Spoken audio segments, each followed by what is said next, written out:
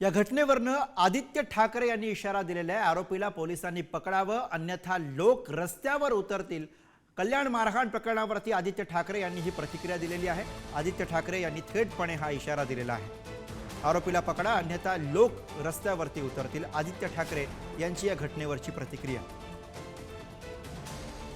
बघा, म्हणून तुम्हाला सांगतो मी, ह्याच्यात अनेक प्रकारचं राजकारण पण येऊ पाहत आहे। पण महत्वाची गोष्ट हीच आहे की तो जो कोणी गुंड होता, मी ते व्हिडिओ बघितला, एक भयानक लात मारली। हा व्यक्ती कोणी असेल, त्याची पार्श्वभूमी काही असेल, कुठच्याही भाषेचा असेल, कुठच्याही धर्माचा असेल, कुठच्याही जातीचा असेल, त्याला अटक तर झाली पाहिजे ना। मग तो कोणी असेल, आणि ती समोरची व्यक्ती पण, ती महिला पण असेल, मराठी असो अमराठी असो, कोणी असो, पण ह्याच्यात कोणी जरी असलं तरी लोकांनी त्याला चोप देण्याच्या आधी पोलिसांनी त्याला चोप देणं गरजेचं त्या व्यक्तीला, नाहीतर लोक उतरतील रस्त्यावर आणि चोप देतील त्याला।